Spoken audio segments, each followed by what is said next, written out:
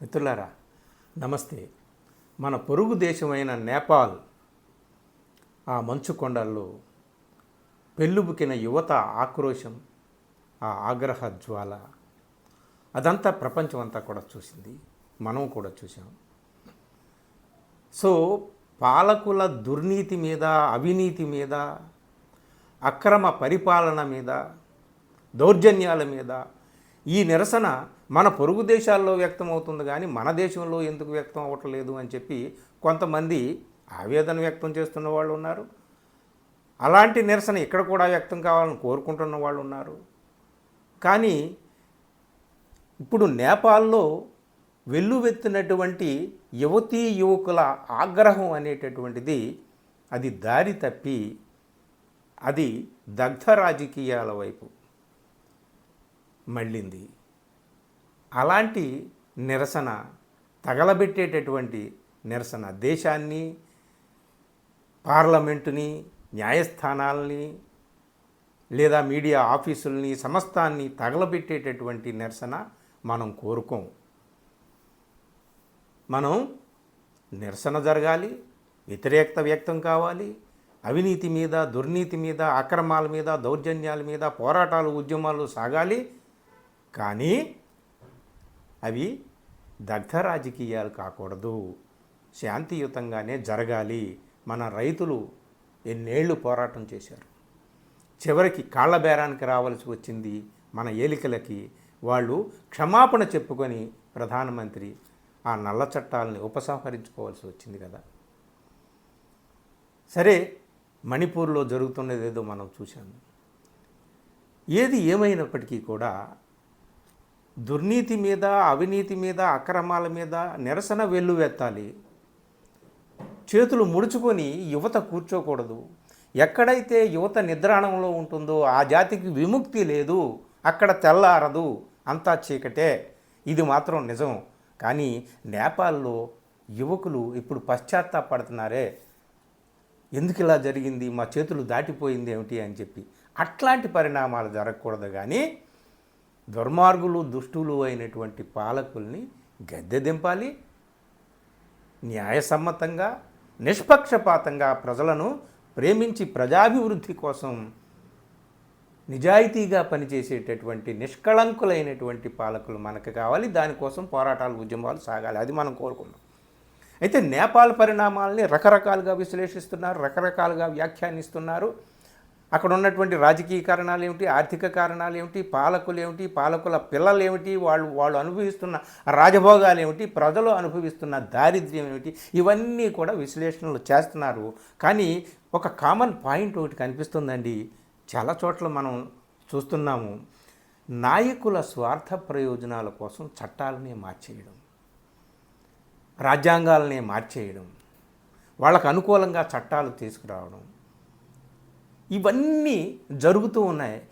ఈ జరుగుతూ ఉన్న పరిణామ క్రమంలోనే నివురుగప్పిన నిప్పులాగా నిరసన రాజుకుంటూ ఉండి ఒక్కసారిగా మొన్న నేపాల్లో పెళ్ళుబుకిందే యువకుల్లో నిరసన అలాగా వెల్లువెత్తుతుందన్నమాట. ఒక సింగిల్ పాయింట్ మీద ఈ వీడియో మీకు నేను చేయదలుచుకున్నాను, ఈ వీడియోలో చెప్పదలుచుకున్నాను. ఏమిటయ్యా అంటే, నాయకులు వాళ్ళు ఇర్రెస్పెక్టివ్ ఆఫ్ పొలిటికల్ పార్టీస్, ఆ పొలిటికల్ భావజాలం ఏమిటి, ఇవన్నీ పక్కన పెడితే నాయకులు స్వప్రయోజనాన్ని, స్వార్థ చింతనను వేడాలి. తమ పదవిని కాపాడుకోవడానికి, తమ కుర్చీని నిలబెట్టుకోవడానికి, తమ పార్టీ రాజ్యాంగాన్ని లేదా తమ దేశ రాజ్యాంగాన్ని మార్చి రాసేయడానికి కూడా వాళ్ళు వెనకాడనటువంటి అలాంటి నాయకులు ఉన్న చోట ఇదిగో ఇలాగా నిరసన అనేటటువంటిది రగులుకొని ఒక అగ్ని పర్వతంలా ఒక రాత్రి బద్దలవుతుంది. నేపాల్లో అదే జరిగింది. కేవలం సోషల్ మీడియా యాప్స్ అని కాదు, సోషల్ మీడియా యాప్స్ అనేటటువంటిది అది శిఖరాయమానం అన్నమాట. ఆ నిరసన ఇక ఆ అగ్నిపర్వతం బద్దలైనటువంటి దృశ్యానికి ఆఖరి రూపం సోషల్ మీడియా మీద పాలకులు విధించినటువంటి నిషేధం. అది కారణమే కాదు. అక్కడ ప్రైమ్ మినిస్టర్గా ఉన్నటువంటి కేపీ శర్మ ఓలీ, ఆయన ఎవరు?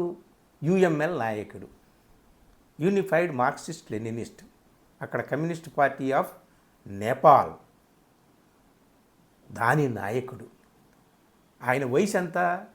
74 సంవత్సరాలు. కీలకమైన పాయింట్ని గుర్తుపెట్టుకోండి మీరు.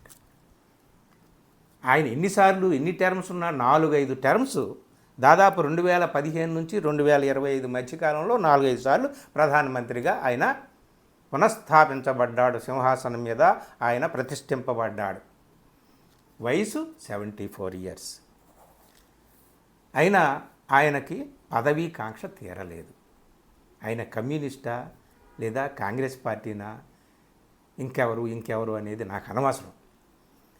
సో ఇక్కడ జరిగింది ఏమిటయా అంటే ఆయన పార్టీలోనే, ఆయన కమ్యూనిస్టు పార్టీలోనే లోపాయికారిగా లుకలుకలు ప్రారంభమై ఆయనకు వ్యతిరేకత ప్రారంభమై ఇప్పుడు జరిగిన నిరసనలో కూడా ఆ కమ్యూనిస్టు పార్టీ కార్యకర్తల హస్తం కూడా ఉంది, యువతీ యువకుల హస్తం కూడా ఉందనేటటువంటి వార్తలు వ్యాఖ్యలు ఎందుకు వస్తున్నాయి?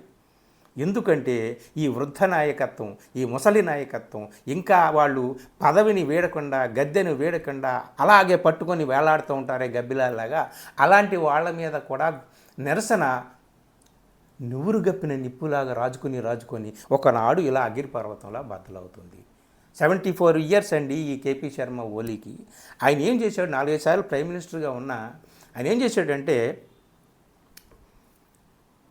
సరే చాలా రకాల మార్పులు జరిగినాయి అక్కడ గవర్నమెంట్లో. అక్కడ రాజ్యాంగాన్ని మార్చడంగా పార్టీలో 70 ఇయర్స్ నిండినటువంటి వాళ్ళు 2 టర్మ్స్ కంటే ఎక్కువగా పార్టీ చైర్మన్షిప్లో ఉండకూడదు అనేది ఒక నియమం ఉందండి. పార్టీకి సంబంధించినటువంటి సూత్రం అది, పార్టీ కాన్స్టిట్యూషన్లో ఉన్నటువంటిది. దాన్ని సరిగ్గా ఇదే సెప్టెంబర్ మొదటి వారంలోనే 5-6 తేదీల్లోనే ఆ నియమాన్ని మార్చేశారు, ఆ నిషేధాన్ని ఎత్తివేశారు, తొలగించి వేశారు.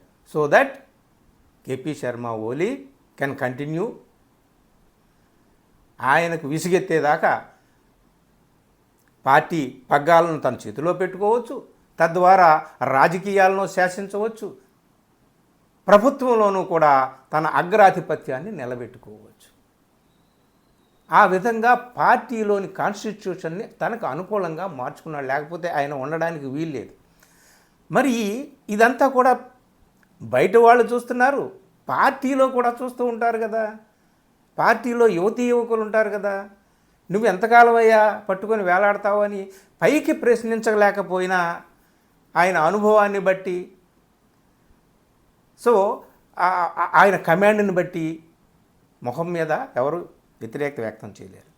ఇక్కడ ఇంకోటి జరిగింది పార్టీలో. అదేమిటయ్యా అంటే 70 ఏళ్ల ఏజ్ లిమిట్ అనేటటువంటిది తొలగించేసి అగ్రనాయకత్వం కోసం, ఓలీ లాంటి వాళ్ళ కోసం తొలగించినటువంటి వాళ్ళు స్టూడెంట్ ఆర్గనైజేషన్కి, యూత్ ఆర్గనైజేషన్కి ఏజ్ లిమిట్ పెట్టారు. స్టూడెంట్ ఆర్గనైజేషన్లో 32 సంవత్సరాలు దాటితే ఉండకూడదు నాయకులుగా, లేదా యూత్ ఆర్గనైజేషన్లో 40 సంవత్సరాలు దాటిన వాళ్ళు యూత్ ఆర్గనైజేషన్కి నాయకులుగా ఉండకూడదు. ఇట్లాంటి నియమం పెట్టారు. దానితో ఆ పార్టీలోనే యువతీ యువకులకు మండిందండి. లోపల ఎక్కడో కాలుతూ ఉంది. అది ఏదో రూపంలో ఆయనకు వ్యతిరేకంగా వెల్లువెత్తేటటువంటి ఉద్యమం జరిగితే ఆ ఉద్యమంలో వాళ్ళు కూడా పాల్గొనేటటువంటి అవకాశం ఉంది అనడానికి ఇగో జరిగినటువంటి పార్టీలో వాళ్ళు ఈ మధ్యనే చేసినటువంటిది. వెంటనే పాపం బద్దలైంది. సోషల్ మీడియా యాప్స్ మీద నిషేధం పెట్టారు. ఇక అగ్గి రాజుకుంది. అది అగ్ని పర్వతమై బద్దలైందండి. సరే, ఇక ఆయన ప్రభుత్వంలో ఉండి ఏం చేశాడు ఏమిటి అనేటటువంటిది 4-5 టర్మ్లు ఆయన ఉన్నాడన్నాం కదా.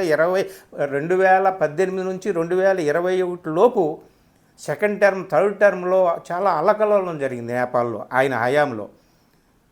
2020లో నేపాల్ మ్యాప్ని మార్చినటువంటి ఘటనలో పార్టీ నుంచి కూడా వ్యతిరేకత వ్యక్తమైనప్పుడు అక్కడ పార్లమెంట్ని డిజాల్వ్ చేయడానికి ఆయన పూనుకున్నప్పుడు సుప్రీంకోర్టు 2 సార్లు, ఆయన 2 సార్లు ట్రై చేశాడు చట్టసభని రద్దు చేయాలని. 2 సార్లు కూడా సుప్రీంకోర్టు ఆయనకి వ్యతిరేకంగా తీర్పు చెప్పి ఇది రాజ్యాంగ విరుద్ధం అని చెప్పింది. అయినప్పటికీ కూడా ఆయన బమ్మిని తిమ్మి చేసి అధికారంలో మాత్రం కొనసాగుతూ వచ్చాడు. 2024లో కోయిలిషన్ గవర్నమెంట్ ఏర్పడినప్పుడు దానికి ప్రైమ్ మినిస్టర్గా ఉన్నాడు. కాంగ్రెస్ పార్టీ అక్కడ major party, single largest party, అయినా సరే ఆయన ప్రధానమంత్రిగా ఉన్నాడు. ఇవన్నీ కూడా యువత చూస్తూ ఉంటుంది కదండి.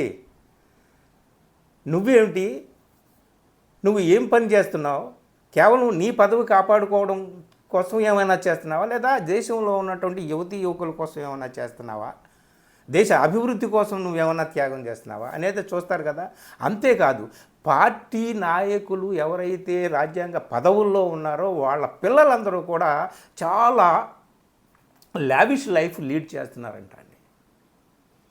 చాలా విలాసవంతమైనటువంటి జీవితాలు గడుపుతున్నారు.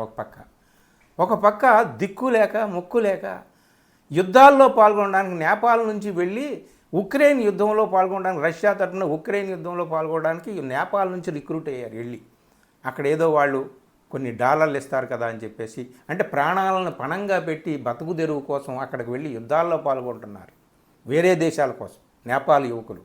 ఇలాంటి దుస్థితిలో నేపాల్ ఉంటే నేపాల్ని పరిపాలిస్తున్నటువంటి నాయకులు వాళ్ళ పిల్లలు విలాసవంతమైన జీవితాలు, అభివృద్ధి లేదు, ఉపాధి అవకాశాలు లేవు. మరో పక్క ఈ ముసలి నాయకత్వం ఏమో గద్దెలను పట్టుకొని వదలటం లేదు. ఇలాగ ఎక్కడ జరిగినా సరే యువత రగులుకుంటుంది.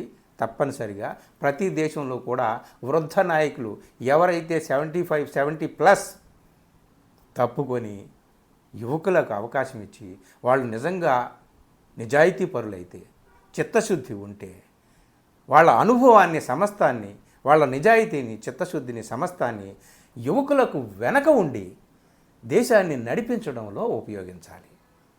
తమ జీవితాన్ని, సర్వస్వాన్ని కూడా దేశానికి అర్పించాలనుకుంటే తుది శ్వాస వరకు కూడా యువకుల్ని ముందు పెట్టి వాళ్ళ వెనకుండి నడిపించాలి తప్ప వాళ్ళే ముందుండి యువకుల్ని వెనక నడవండి అని అంటే ఎప్పుడో ఒకప్పుడు ఈడ్చి అవతల తన్ని పాడేస్తారు యువతరం. ఇవాళ హోలీకి జరిగినటువంటిది రేపు ఇంకొక దేశంలో ఇంకా గద్దెని పట్టుకొని వేలాడతాం అని గబ్బిలాల్లాగా ఉంటారే అలాంటి వాళ్ళకి హెచ్చరిక నేపాల్ అనేటటువంటిది. అఫ్కోర్స్ జిన్పింగ్ లీడా చైనాలో ఆయన మార్చేశాడు కదా, రాజ్యాంగాన్ని మార్చేశాడు కదా. ఆయన ఎన్నిసార్లైనా 2 టర్మ్సే ఉండాలి, కానీ పదవిలో 2 టర్మ్సే ఉండాలి. ఆయన ఎప్పటి వరకైనా ఆయన ఉండొచ్చు అనేటటువంటి ఆయనకు అనుకూలంగా మార్చుకున్నాడు. అయినా సరే చైనాలో ప్రజలందరూ కూడా ఆయనకి నీరాజనాలు పడుతున్నారు కదా. ప్రపంచంలో అగ్రనేతగా ఆయన చలామణి అవుతున్నాడు కదా. పుతిన్ అయితే ఆయన ఒకసారి రాష్ట్రపతిగా, ఒకసారి ప్రధానమంత్రిగా ఉంటూ ఆయన ఎప్పటి వరకు 2036 వరకు కూడా ఆయన కొనసాగవచ్చు అని చెప్పి ఆయనకు అనుగుణంగా ఆయన కూడా రాజ్యాంగాన్ని మార్చేసుకున్నాడు కదా. వాళ్ళకి ప్రజలు నీరాజనాలు పట్టట్లేదా అంటే ఇప్పుడు పడుతున్నారేమో. ఈ నీరాజనాలు పట్టినటువంటి ప్రజలే ఎప్పుడో పాడి కట్టి దాని మీద ఎక్కించి అహోం వహోం భోం అని మోసి ఎక్కడో విసిరివేసేటటువంటి రోజు ఎవరికైనా రావచ్చేమో మనం చెప్పలేం.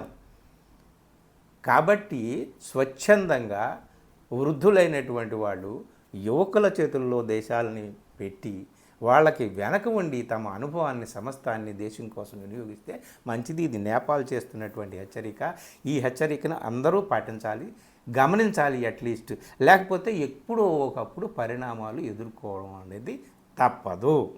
దీని నుంచి లెసన్స్, ఈ విధమైనటువంటి లెసన్స్ తీసుకోవాలి. మరి ఎవరు ఏ లెసన్స్ తీసుకుంటారో మనకు తెలియదు. Thank you.